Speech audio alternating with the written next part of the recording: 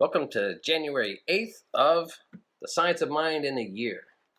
There's a lot to get through this day, so let's get going. We are on page 63, chapter 1, In the Beginning, God. We wish to discover what to believe in, why we believe in it, and why such a belief is reasonable and insofar as possible to enter into the nature of the invisible cause of this manifest life of ours. We wish to discover how this cause works, its relationship to us and our relationship to it, and how we may use this knowledge. The world is tired of mysteries, does not understand symbols, and longs for reality. What is reality? Where may it be found, and how used? These are some of the questions one should like to have answered. In the beginning, God. In the beginning, spirit or intelligence only, no manifest universe, no system of planets, no visible form, nothing but the life principle. God, the Spirit, had not yet moved upon the waters. Then this all being moved or began to create. Where did Spirit move? Upon what did it move? From whence came its pattern? What means or power did it employ? Through what agencies did it work? In short, out of what is the world, ourselves included, made? How did we and all other physical manifestations come into being? If we suppose spirit to be the life principle running through all manifestation, the cause of all, then we must suppose that it has substance within itself. It is self-existent consciousness and also self-existent substance. Spirit makes things out of itself through some inner act upon itself. This inner act must, of course, be an act of consciousness, of self-perception, of self-knowingness. What God knows is. This has been called the Word of God and the self-contemplation of God. The next section is the story of creation simplified. Without repeating the well-known accounts, for there are two, of creation, as given in the Bible, let us say that someone, generally thought to have been Moses, in expounding their idea of how creation came into being, put their thoughts into the form of an allegory or symbolic story. Let us restate this story in our own words and see what we shall have. God, meaning the Supreme Spirit or intelligence of the universe, was conscious of itself prior to the creation of any special world system. Being thus conscious and desiring to manifest in form, it did so manifest through the power of its word, which is law.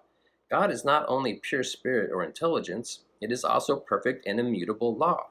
As pure spirit, it governs the universe through the power of its word. Hence, when it speaks, its word becomes law. The law must obey. The law is mechanical. The word is spontaneous. God cannot speak a word which contradicts its own nature. Since God is pure intelligence and in this being, it is always creating. It is its nature to create, but being all, it must act within itself.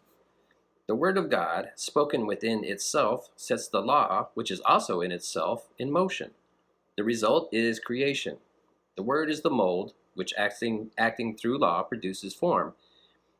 As there are many words, so there are many forms, each distinct and each an individualized idea of God. Since the Word of God is permanent, when it speaks, that word is equipped to perpetuate itself, even as the seed contains within itself all that is necessary for the reproduction of its kind. It does not become another kind, for this would produce confusion, and the divine mind is never confused. God made the mechanical universe, the plant and the animal life, but this did not satisfy it, for it wished to create a being who could respond to and understand it. So it created a being who had real life within itself. It could do this only by imparting its own nature to this being whom it called human. It must make them in its own image and likeness. The human must be created out of the stuff of eternity if they are to have real being. Humanity must partake of the nature of divinity if it is to have real life.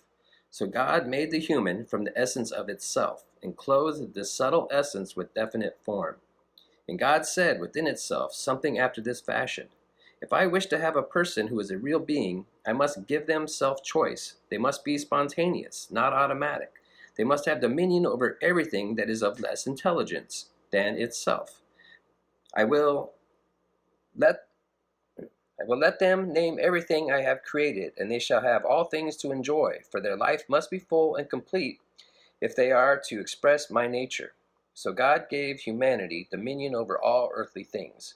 People were not given the power to govern the universe. but they were given the power to have dominion.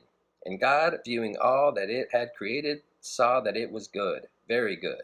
And how could it be otherwise, since it had created it? How could God, being goodness, see other than good? This, briefly, is the story of creation. The reader need not be startled by this rather human narrative. Remember, we are putting into human language a story which can only be imagined. Let us see how much of this may have meaning for us, how much of it we may prove. All right, that's it for today. So I'm hoping it picks up right there tomorrow. We shall see. Thanks for being here.